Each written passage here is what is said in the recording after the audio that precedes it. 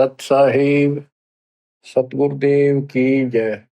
बंदी छोड़ कबीर साहिब जी की जय। बंदी छोड़ गरीबदास जी महाराज जी की जय। स्वामी राम देवानंद जी गुरु महाराज जी की जय हो।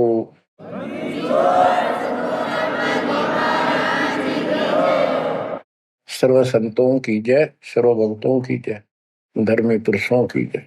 श्री काशी धाम की जय, श्री सुडानी धाम की जय, श्री क्रोथा धाम की जय, श्री बरवाड़ा धाम की जय। सत साहिब जय जय सतगुरु मेरे की जय जय सतगुरु मेरे की। सदा साहेबी सुख से बसियो अमरपुरी के डेरे की। जय जय सतगुरु मेरे की जय जय सतगुरु मेरे की। सदा साहेबी सुख से बसियो सत्यलोक के डेरे की।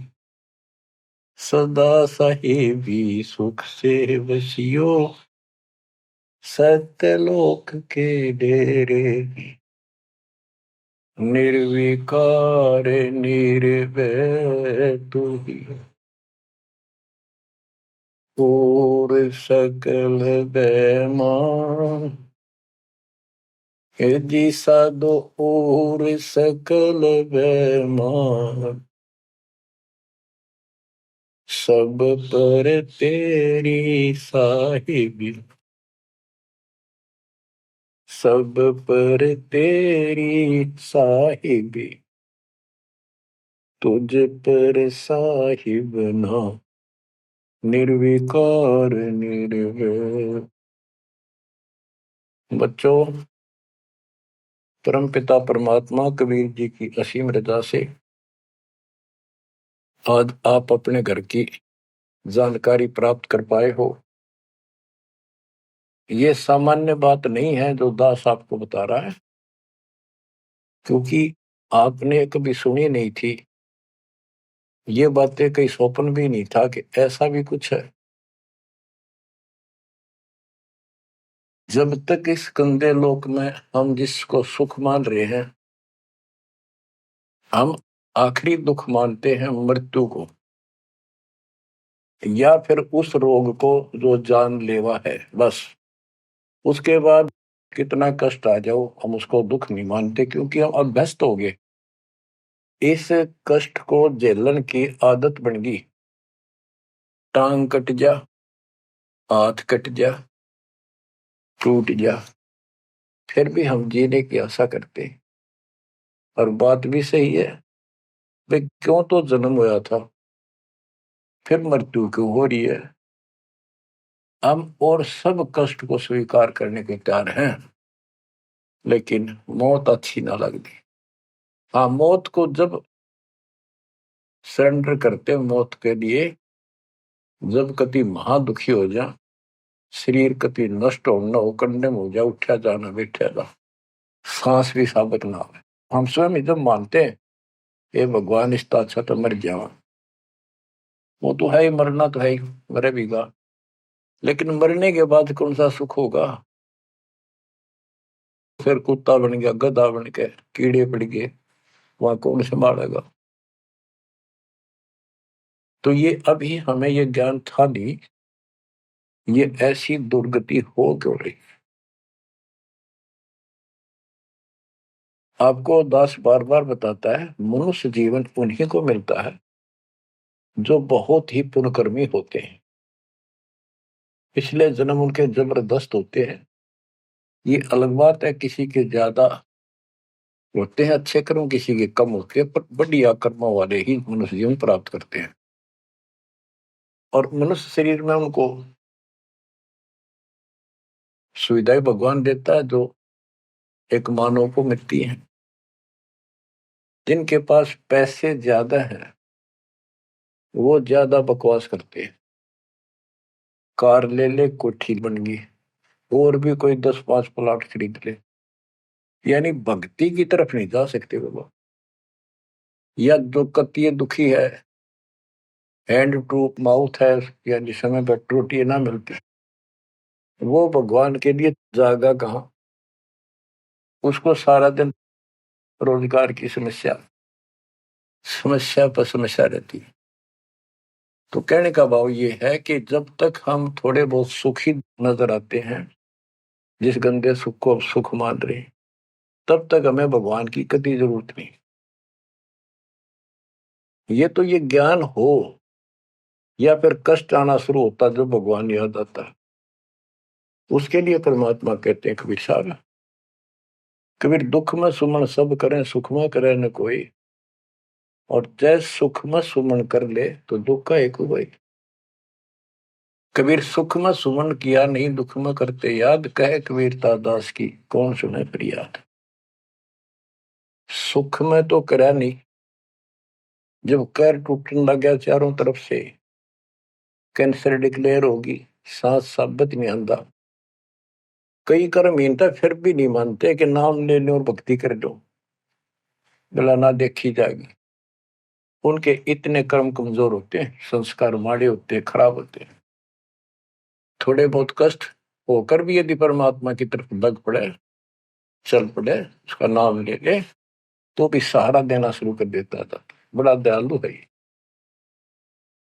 अब भक्ति से सब दूर हो चुके हैं, और जो करते हैं वो पिछले संस्कारी हैं, उनको रास्ता ठीक नहीं मिलता, वो शास्त्र विधि त्याग कर मनमाना आचरण करने पर लगे हुए हैं। कोई बेचारे पहाड़ों पर जाते हैं, कोई तीर्थों पर जाते हैं, कोई पर भी लेने जाते हैं, कोई मंदिर में, कोई मस्जिद में, और कोई मंडी बना रखी वहां मत्था टेकने जाते हैं। यानी उनको चाह भगवान की है पर रास्ता ठीक नहीं। अब जैसा आपने प्रसंग सुना कि पांडव यज्ञ अश्वमेध में एक का पाया साध, गरीब गोरख से ज्ञानी गणे, सुखदेव जति जहान, सीता सी बहु भारिया, बहुत पत्नियां मिल जाएंगी सीता जैसी, अपने धर्म कर्म पे साफ सुथरी रहने वाली। संत दूर स्थान, कहते हैं पांडव यज्ञ अश्वमेध में एक का पाया साध, 33 करोड़ जहाँ थे देवता, 88,000 ऋषि, 12 करोड़ ब्राह्मण, 9 लाख 84 शब्द, उनमें एक का संत मिला, वाल्मीकि सुदर्शन जी। उसका कारण क्या था? उनकी साधना शास्त्र विरुद्ध है, गीता विरुद्ध है। तो बच्चों, शास्त्र विरुद्ध साधना करने से साधक को कोई लाभ नहीं होता। गीता अध्याय 16 श्लोक 23 में स्पष्ट किया है कि जो शास्त्र विधि को त्याग कर अपनी इच्छा से मनमाना आचरण करते हैं, लोक वेद के आधार से साधना करते हैं, उनको न तो सुख होगा और न उनकी गति होगी, यानी मोक्ष, और न उनका कोई कार्य सिद्ध होगा, सिद्धि प्राप्त होगी। इन तीन वस्तुओं के लिए, तीन पदार्थ के लिए हम भक्ति करते हैं। घर में सुख हो, शरीर में सुख हो, कार्य सिद्ध हो, ऐसी भक्ति करें कि जिसे सिद्धि प्राप्त हो, जिसके सहारे हम ऊपर जाएं। जैसे सुखदेव के पास एक आकाश में उड़ जाने की सिद्धि थी, और हमारे परमात्मा कहते हैं जो हम भक्ति दे रहे हैं इसमें 24 सिद्धि आ जाएंगे। इन 24 की 24 को भी कहीं यूज नहीं करना, उसका प्रयोग नहीं करना। ये उनमें एक सिद्धि आकाश से उड़ जाने की भी होगी। एक सिद्धि आकाश से उड़ जाई, एक सिद्धि जल पैर न लाई, एक सिद्धि कुछ खावे न पीवे, एक सिद्धि जो बहुत जीवे। ये कई कई दिन नहीं खाते पीते तो वो एक सिद्धि होती है। गरीबदास जी कहते 24 को ना मन चावे, सो हंसा सतलोक सदावे। तो कहने का भाव ये है कि ये सब शास्त्र विरुद्ध साधना करने वाले हैं, और अमीन ने जबरदस्त महात्मा मानना थे। ये ऊपर का दिखावा ऐसा गजब का करते हैं, सामान्य व्यक्ति को क्या पता आपको भी पता नहीं था इस ज्ञान के सुनने से पहले ये साधु हमने भगवान दिखाई देते और माथा टेका थे, प्रणाम किया करते, इनको खूब दान भी देते थे। ये पता चला ये डले डोहा थे। गरीब डिम्ब करे डूंगर चढ़े, अंतर जीनी जूल, जग जाने ये बंदगी करे, ये बो वसूल बूल। ऊंचे से स्थान पर बैठते हैं ताकि दूर से दिखे कि महात्मा तपस्या करे, या पहाड़ों पर चले जाते हैं क्यों लोग भी भटक रहे हैं भगवान के लिए। साधु मिल जाए, कोई आशीर्वाद दे दे, घर में बरकत हो जाए, नो हो जाए, नो हो जाए, तो आशीर्वाद लेने जाया करते। और वो जंगलों में साधुओं ने ढूंढा करते, तो वो छोटा मोटा आशीर्वाद दे भी देंगे, थोड़ी बहुत राहत मिल भी गई तो मोक्ष तैनो का नो रह गया। गरीब डंब करे डूंगर चढ़े, अंतर जीवनी झूल, जग जाने बंदगी करे, भक्ति करे, ये वो असूल वो। बच्चों, आपको बताया है जो दास एक भी शब्द बोलता है ये अपनी तरफ से नहीं, ये गॉड गिवन है। और परमात्मा ने किसको दिया? अपनी प्यारी आत्मा संत गरीबदास जी को दिया। उनके द्वारा अमर ज्ञान लिखवाया गया है, वो आपको सुना रहा है दास। रग यजु है श्याम अथर्व, ये चारों वेद चतुभंगी रे, सूक्ष्म वेद बाचे साहिब का, सोहंसा सतसंगी रे। जो परमात्मा का सूक्ष्म वेद पढ़ता है वो सत्संगी है। चारों वेद ऋग यजु साम अथर्व, ये चारों भ्रमित ज्ञान युक्त है, इनसे जीव को कोई लाभ नहीं होना, मोक्ष नहीं हो सकता। तो दास आपको ये सूक्ष्म वेद सुना रहा है। अब कुछ वाणी सुनाऊंगा। ये माया का ग्रंथ है। एक बाल्मीकि नीचे कुल साधु, जिन संघ पंचायन पूरे न दू। एक बाल्मीकि जाति का, जिसको तुम नीचे कुल को मानते थे, वो था साधु, जिसने वो पंचायन शंख बजा दिया। और गिनो माया के पूता, ब्रह्म जोगनी सब ही टूटा। ये बाकी ये माया के पुजारी, इनके पास यथार्थ भक्ति नहीं थी। चंद सूर केतक साई, जिनके आगे ये बड़े गदाई, नूरी दीपक धरे चिरागा, काल करंजन को उठ लग गया। नूरी अंग विनस है भाई, माटी के किस गिनती माई। कि ये ब्रह्मा विष्णु महेश्वर का नूरी शरीर है, हल्का सा नूर का। इन देवताओं का नूरी शरीर है, ये नकली नूर है, असली नूरी शरीर सतलोक में है। काल ने दुर्गा के माध्यम से यहाँ उस सतलोक वाली सारी डुप्लीकेट वस्तु बनवा रखी है। कति नो क्यों मिलते जुलते स्त्री पुरुष ऐसे ही है, और लेकिन वहां ओरिजिनल शरीर है, बिल्कुल अविनाशी शरीर है। यहाँ कहते ब्रह्मा विष्णु महेश के नूरी शरीर है। ये नूरी अंग विनसय है भाई, माटी के किस गिनती भाई। जब ये ब्रह्मा विष्णु महेश जैसे मरेंगे तो ये मिट्टी के जो हमारे हैं, तुम्हारे मनुष्य के, ये कौन से खाते में है कि तुम ना मरोगे। और फिर क्या कहते हैं? ऐसे भरम ना भूलो लोई, इनकी ओट न उभरा कोई। जिनकी देवताओं की, ब्रह्मा विष्णु महेश की, देवी की, काल की तुम आड़ ले रहे हो, शरण लिए बैठे हो, ऐसे भ्रम ना भूलो लोई, इनकी ओट न उभरा कोई। कोई पार नहीं हो सकता, किसी का कल्याण नहीं हो सकता। यही 84 लाख योगियों पर कष्ट उठाते रहोगे। अब क्या कहते हैं? या तो 56 कोटि सहारे, और करी ठगोरी क्षण में मारे। 5 तत्व त्रिगुण की पूर्णी, आवे ब्रह्मा विष्णु महेश्वर जो। ये ब्रह्मा विष्णु महेश भी जन्म मरण के अंदर आवेंगे। बच्चों, यदि आपको पहले तैयार ना कर रखा होता ना सारे प्रमाण देके, तो आप कतई नहीं सुनते। अगले दिन आप कतई कान का नहीं लाते यूट्यूब के चैनल को, जो कहो झूठ बोल रहा है। और आज आपके घीसा गल है कि गजब अजब कतई साची सारी। और ये 300 वर्ष पहले संत गरीबदास ने लिखे कदर गए थे। उन्होंने प्रचार नहीं किया, उनको पता था कि इस ग्रंथ में और पाट देंगे जाए, कीम गणा प्रचार कर दिया था। आग ला देते इसका पहले जो इतना गहराई से कोई बतानिया होता था। और अब ओए होए, ये जो दिल करता है सुने जावा इतनी गजब की सच्चाई और पढ़े जावा। देखो बच्चों, कितना अंतर हो गया। अज्ञान के कारण हम अपने खजाने न छोड़े फिरा थे। चारों युग में संत पुकारे को कहा हम हेल रे, हीरे माणिक मोती बरसे ये जग चुकता ढेल रे। हम डले इकट्ठे कराते डले कंकर, शास्त्र विरुद्ध साधना करके।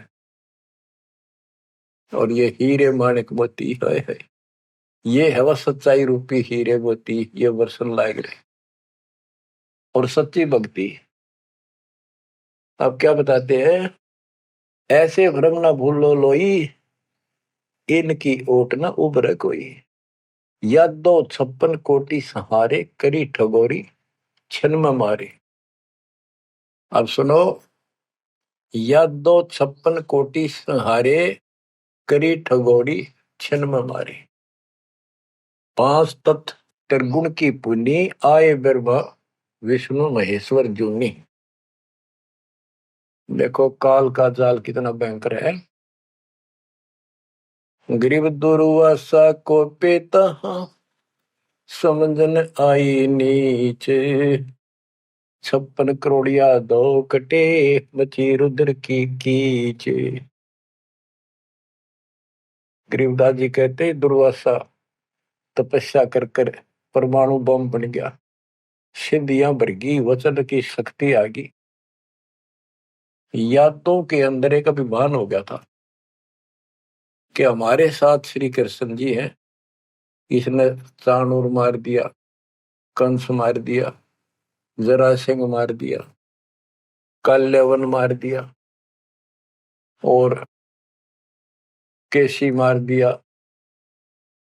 तो इस प्रकार ये नो सोच बैठे थे कृष्ण तो ऊपर कोई नहीं और थारा कोई कुछ नहीं बिगाड़ सकता। जब उनको ये पता चला यादों को, दुर्वासा जी श्री कृष्ण जी के आध्यात्मिक गुरु भी थे और वो द्वारका की बनी में बैठ के जाके, बनी होती है गांव के चारों तरफ, शहर के चारों तरफ पर जंगल होता था, अच्छे सुंदर वृक्ष होते थे, बहुत बड़े बड़े पीपल वृक्ष नीम, सब गांव के चारों तरफ। ये पहले समझदार व्यक्ति होते थे और चारों तरफ गांव के नीम, पीपल और बड़, तीन तो हमने देखे खूब चारों तरफ होते थे। उनसे ऑक्सीजन गांव में जाती थी, किधर की हवा चलो सारी ऑक्सीजन जाती थी। तो उसका एरिया कम से कम आधा किलोमीटर का होता और पूरे गांव के चारों तरफ होती थी। उसको बनी बोलते थे। उसमें छोटे मोटे बोझले भी होते थे जिनकी आटमत फ्रेश हो जाया करते थे लोग, साथ में तालाब होते थे। तो क्या बताते हैं कि बनी में बैठ गया दुर्वासा जी आके, और द्वारका के अंदर ये बात फैल गई कि दुर्वासा जी बड़े पहुंचे हुए संत है, ऋषि हैं, भूत भविष्य वर्तमान की तीनों काल की जानते हैं। तो जवान जवान बच्चे थे जिसमें श्री कृष्ण का पुत्र प्रद्युम्न भी था। उनके मन में यह आई भाई दुर्वासा की परीक्षा लेते हैं, देखते हैं कैसा भूत भविष्य की जानता है।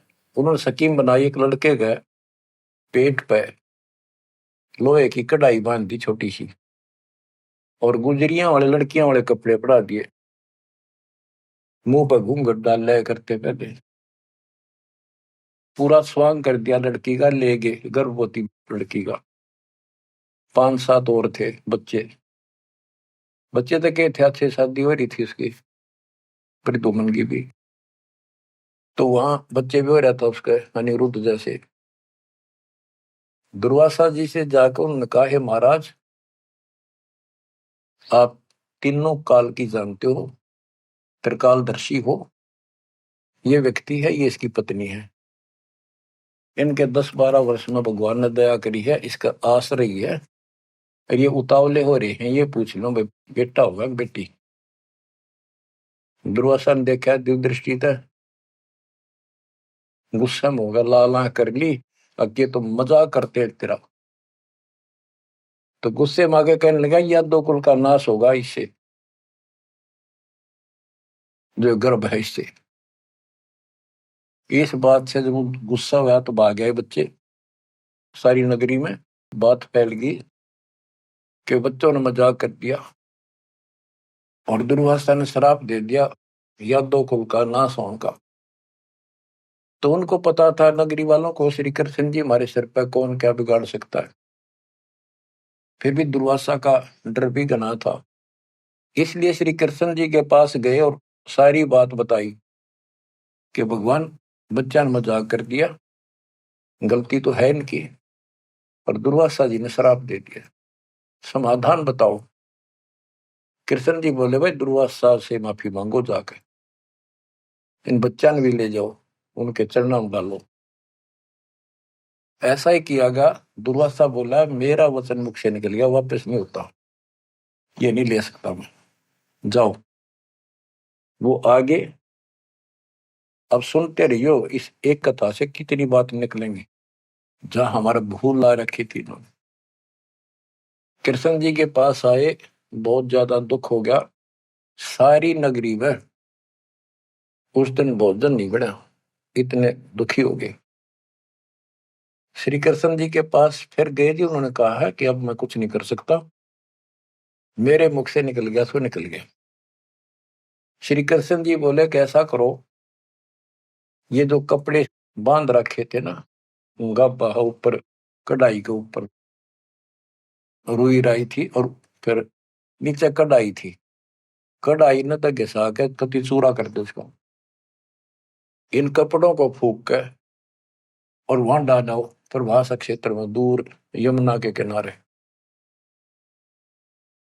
तो उन्होंने सब ने जाकर वो कपड़े, उस लड़की का रूप बना था, वो फूक फाक दिए, दरिया में बहा दिए, और वो कढ़ाई के सान ला के नंबर ला दिया उनके। सारा दिन लगे रहे, पत्थर पे घिसाएंगे, वो पूरा वहीं पडारा किनारे बजाता रहा। एक कड़ा किसी को दे दिया, भैया तेरी ड्यूटी कई दिन में घिसा। कड़े जो पकड़न के होते हैं ना कढ़ाई के, वो और तो घिसा दिया। वो एक कड़ा उस आलसी पर घिसा को नहीं, थोड़ा बहुत घिसा, वो बहुत सारा रह गया, उसने लोगों ने फेंक दिया। तो सबको ये हो गया, बस समाधान बता दिया श्री कृष्ण जी ने, अब कुछ होने का नहीं, सब निश्चिंत हो गया। कुछ वर्षों के बाद आपस में जरा जरा सी बातों पर, आपस में यादों का, आपस में लड़ाई होने लगी। कोई जरा सी कहते लट्ठम लट्ठा मार दे एक दूसरे ने, हाहाकार मच गया नगरी में, अकाल मौत होने लगी, पशुधन नष्ट होने लगे। तो नगरी के व्यक्ति फिर गए श्री कृष्ण जी के पास कि हे भगवान, ऐसा कौन सा पाप उगड़ गया इस नगरी का, किसी ने किसी की बातें नहीं सुहाती, जरा सा बोलते हैं लट्ठम लट्ठा हो जाए, मार डाले, अकाल मृत्यु होने लग रही है। कुछ दया करो, रक्षा करो, कारण बताओ, कुछ समाधान बताओ, हमको धर्म पुण्य कहो, वो कर देंगे। श्री कृष्ण जी बोला, भाई जो दुर्वासा ने श्राप दिया है ना, अब वो फल गया,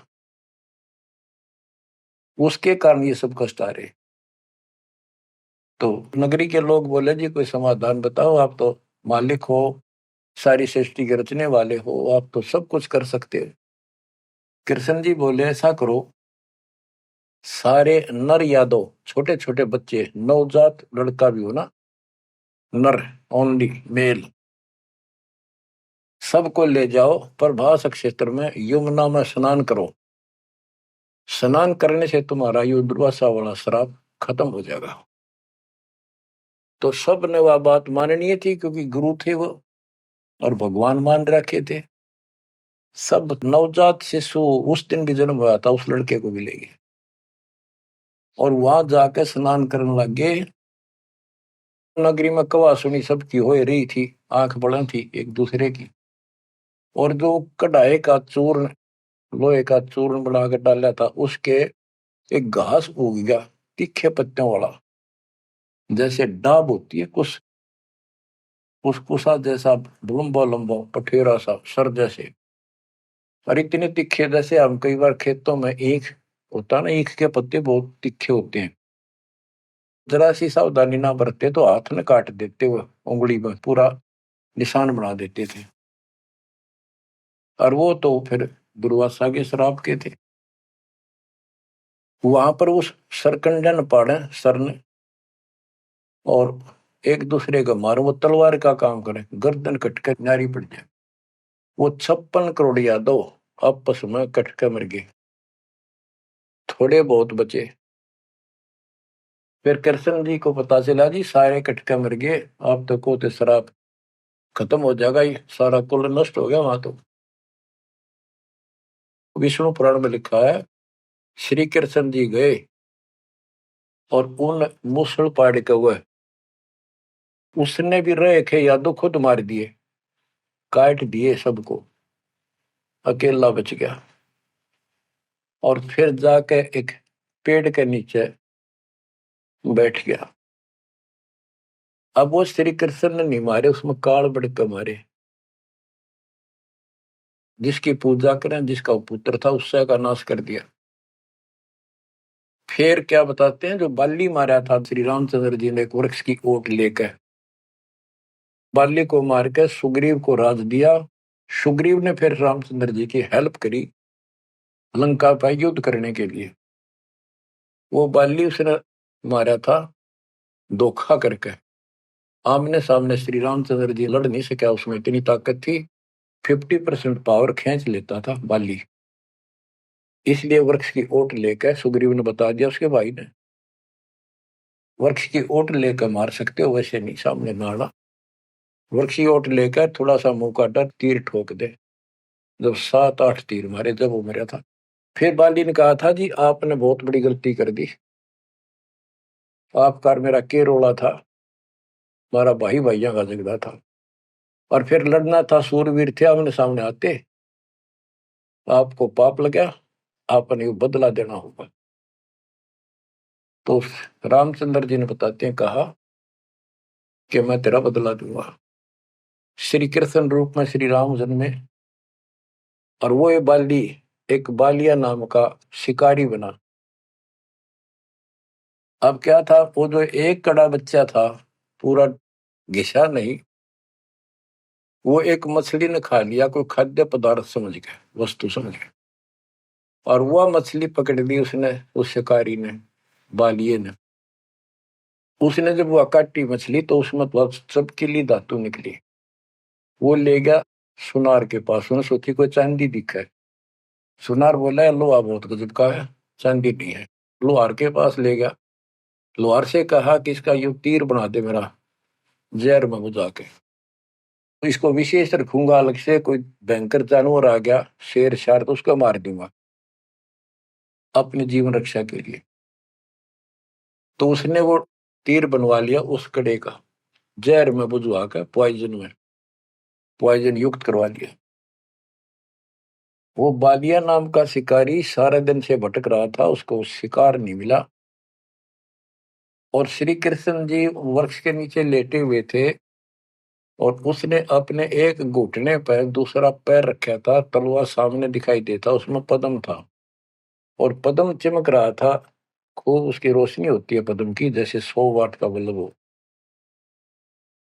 अब शिकारी ने देखा उस झुरमुट टहनी नीचे तक टिकी हुई थी वृक्ष की, तो अच्छी खासी वह बढ़िया सी छाया थी, आराम से वो लेटा हुआ था गर्मी से बचाव के लिए।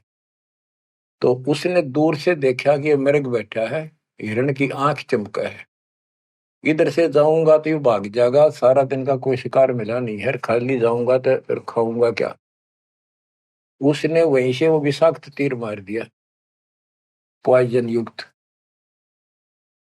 जहर से बुझा हुआ तीर चला दिया, तो पैर में लग गया आके सीधा उस निशाने पे, पदम के पास।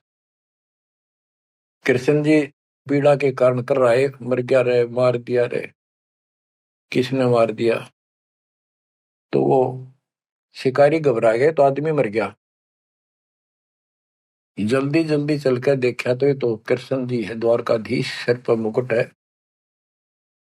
तो उसने हाथ जोड़ कर माफी मांगी, हे राजन, मेरे से धोखा हो गया, और मैंने सोचा कि आपके पैर में कोई चमकीला वस्तु लगी है, पदार्थ। मैंने सोचा ये मर्ग की आंख से, और यूं तो जहर से बुझा हुआ तीर था। मालिक, बच्चों को भी माफ कर दो। श्री कृष्ण बोले, भाई कोई बात नहीं, यूं तेरा मैंने बदला दे दिया, तेरा दोष नहीं है, ये होना ऐसे ही था, पूर्व निर्धारित था। तो बादिया बोला, हे भगवान, आप राजा और मैं एक निर्धन व्यक्ति, जंगल में भटकने वाला, आपका और मेरा के हिसाब किताब, क्या बदला हो सकता है? तब श्री कृष्ण जी कहते, भाई तू बाली था, बड़ा बलवान था, सुग्रीव का भाई था, और मैं रामचंद्र रूप में अपनी पत्नी की खोज में भटक रहा था, और तेने अपने भाई को दुखी कर रखा था। उसने मेरे से वायदा किया, सुग्रीव ने, तेरी मदद कर दूंगा, मेरे भाई तो मेरा राज दिला दे। तने सीधे हाथों दिया नहीं तो युद्ध करना पड़ा, वृक्ष की ओट लेकर मैंने तू मारा, वैसे नहीं मार सकता था, वो मेरे से गलती बनी थी, धोखे से मारा तेरे, आज तूने भी मुझे धोखे से मार दिया, मैंने अपना बदला दे दिया, अब तू जा, और हो सके तो पांडवों को बता दे जाके, मेरे रिश्तेदारों को, कि ऐसे ऐसे हो गया, सारा यादव को लड़का मर गया, श्री कृष्ण भी अंतिम सांस गिराए। इतने में कुदरती, सारा खेल काल का, वो कुदरती आगे पांचों पांडव कुशल मंगल पूछने के लिए रिश्तेदारों में यहाँ जाते रहते हैं। पता चला नगरी सारी कटका मरी पड़ी है, इधर उधर खोजा, उस बालिए ने बता दिया, उस पारधी ने, शिकारी ने बता दिया, आप किसने खोज रहे हो, कौन हो? वो बोले, हम पांडव हैं, श्री कृष्ण के हम रिश्तेदार हैं, और ये तो नाश हो गया, श्री कृष्ण जी भी ना पाया। उसने बता दिया, ऐसे उस वृक्ष के नीचे पड़ा है, वो अपनी ना बताई गलती के, देख उठ दे, नौका कहो तो खिस गया, वो वहां आ गए। तो श्री कृष्ण जी से उन्होंने पूछा, जी क्या कारण हो गया? तक वही ऐसे ऐसे बच्चा ने मजाक कर दिया था, दुर्वासा ने श्राप दे दिया, या तो होनहार थी और होनी थी। अब सुन ले, तुम मेरे खास रिश्तेदार और भगत हो भगवान के, मेरा आपसे बड़ा अच्छा लगाव रहा है, ये मेरी अंत समय की बात सुन लो, तुम इस राज को अपने बच्चे को दे दो, परीक्षित को, और तुम हिमालय में जाकर तप करके शरीर में समाप्त कर दो, तुम्हारे ऊपर महाभारत में किए हुए वो पाप कर्म लगे हुए हैं, तप करने से वो कम हो जाएंगे। अब अर्जुन पे उस समय रुका नहीं गया, क्योंकि गीता बोलते समय उसने कहा था कि तुम्हें कोई पाप नहीं लगेंगे, ये तो मैंने मार रखे, तेरे दोनों हाथों में लाडू अर्जुन, युद्ध में मर गया स्वर्ग जाएगा, जीत गया तो राज करोगे। उस समय अर्जुन बोला, भगवान आप पश्चात ऐसी परिस्थिति में हो, अब ये बात मैंने बोलनी नहीं चाहिए, लेकिन ये परिस्थिति पहले भी आई थी, जब आपने मेरे भाई युधिष्ठिर को दुखी होते को देख के, हमने जो बताया था कि इसको बड़े भयंकर स्वप्न आ रहे हैं, कष्ट है, सारी रात जागता रहता है, खाता नहीं पीता नहीं, बड़ा कष्ट में है, तो आपने बताया था कि तुम्हारे ऊपर वो पाप है जो तुमने महाभारत में बंधुघात किया था, उसके कारण ये कष्ट आया है। उसका समाधान आपने बताया, अश्वमेघ यज्ञ, वो भी हमने कर दिया अरबों रुपये लाकर। आज आप वो पाप फिर बता रहे हो? हे भगवान, जब क्या कह रहे थे, जब गीता सुनाओ थे। मैं मना करूं था युद्ध नहीं करूं, मतलब मांग कर खा लेंगे, लेकिन आपने मेरे को टिकट नहीं दिया। ऐसा भयंकर रूप दिखाया, मैं डर गया। मैंने सोच लिया था जो युद्ध ना करूंगा तो यूं मारेगा। एक बार और दिखा दिया ऐसा भयंकर युद्ध, शरीर मेरा तो वैसे हार्ट अटैक हो जाएगा। इस कारण से मैंने युद्ध करना स्वीकार कर लिया। ये भगवान आपको हो हिमालय चले जाओ, राज छोड़ जाओ, ये कोई सा भी लाडू हाथ में कोई नहीं, ना युद्ध में मरे और ना राज रहा। ऐसा धोखा आपने कराया क्यों?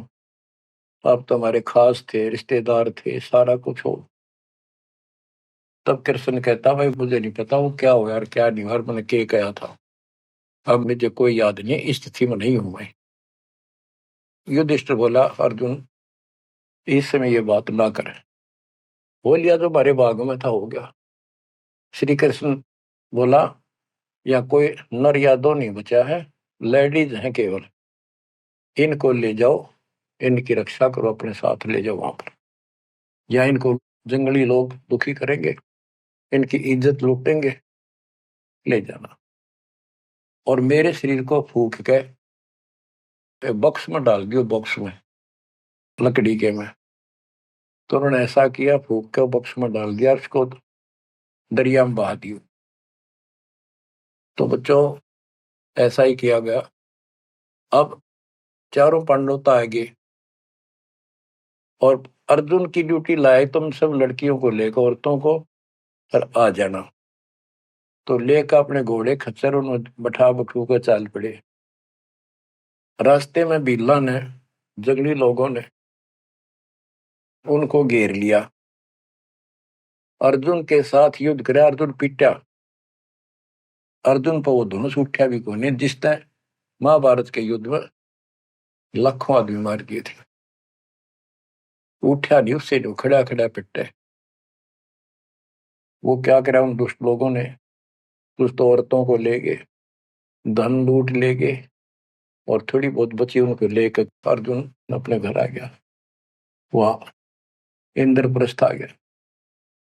फिर वो कोस रहा है श्री कृष्ण को, कितने सारे धोखा करे हमारे साथ, नाश करवाना था, युद्ध करवाया, जब तक मेरे में ताकत देती एक मारू था 10 मरे थे, और आज मेरा हाथ भी ना उठा, धनुष तो दूर की बात है। गीता में ये काल कहता है कि मैं बलवानों का बलवान, बुद्धिमानों की बुद्धिमय ही हूं। वहां तो शक्ति दे दी नाश कराने, वह छीन ली वापस। ऐसे धोखेबाज भगवान की भक्ति करके हमने असंख्यों जन्म नष्ट कर दिए बच्चों। अब बताओ, अब सुनो इस कथा का निष्कर्ष।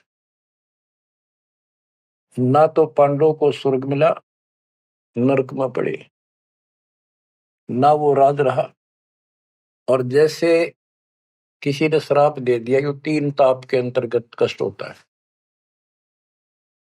वो 3 ताप का कष्ट भी श्री कृष्ण जी से समाधान नहीं हुआ। पहले कह दिया कि इसको घिसा के सारे कढ़ाई को, कपड़ों को फूक कर उस चूरे को जमुना में डाल दो, तुम्हें ये दुख नहीं होगा, दुर्वासा का श्राप कष्ट नहीं देगा। वो सारा कर दिया। फिर बोले कि उसमें स्नान कर लो, जमुना में नहाने से सारा श्राप कट जाएगा। वो बेचारे नहा भी लिए, वो श्राप तो कटा कोई ना, वो कट कम रही है। तो ये नकली जितने संत हैं नो धोखा दे रहे तुम्हारे साथ। वह ऐसा चढ़ा दो, वहां स्नान कराओ, पर भी में नहा लो, कुंभ का मेला बड़ा, पर भी में नहा लो, मुक्ति हो जाएगी है, उस तालाब में नहा लो, तीर्थ में, वहां मुक्त हो जाएगा। ये नो विरान मट्टी करे, कुछ होना जाना नहीं। तुम कौन राम का जपते जापम, ताते कटे ना तीनों तापम। अब क्या बताते हैं, ऐसे भरम न भूलो लोई, इनकी ओट न उबरे कोई, या 256 कोटि सहारे, करी ठगोरी छन मोरे, 5 तत्व त्रिगुण की पुनी, आए ब्रह्मा विष्णु महेश्वर जूनी, अष्ट सिद्धि 9 निधि मन के पोए, जा पर ब्रह्मा विष्णु महेश्वर रोए, नौ अवतार पार ना पाए, ब्रह्म जोगिनी सब डकाए। कृष्ण विष्णु कन्वा भगवाना, ब्रह्म जोगिनी संग खिलाना, 14 लोक रसातल कूटे, कोई गुरुमुख साधु बिरले छूटे।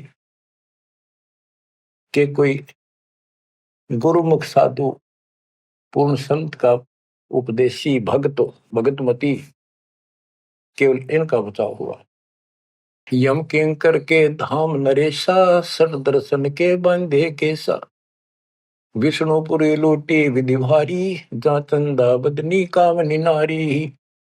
भोग विलास करें वहां प्राणी, बोर पड़े हैं चारों खानी। कहते ऊपर के लोकों में ये सारी बकवाद करे, क्योंकि वो स्वर्ग का होटल हो तो वो बकवाद है, और वो है क्या, अपनी जेब कटवा के पुण्य खत्म करके फिर पृथ्वी पा के धक्के खावे, कुत्ता बने गधा बने। भोग विलास करें वहां प्राणी, बोर पड़े हैं चारों खानी। शिव पर लूटे कूटे बहु भांति, ये जम किम कर तोड़ते हैं छाती। बच्चों, स्वर्ग बैकुंठ मठ सब लूटे, बिस्त बीज थे सो नहीं छूटे। ब्रह्मंड 2100 आग लगी है, या कर्तबाजी सब ठगी है। बच्चों, बहुत अच्छी किस्मत आपकी, आपको ये अमर ग्रंथ, अमर ज्ञान और सच कथा सुनने को प्राप्त हो रही है।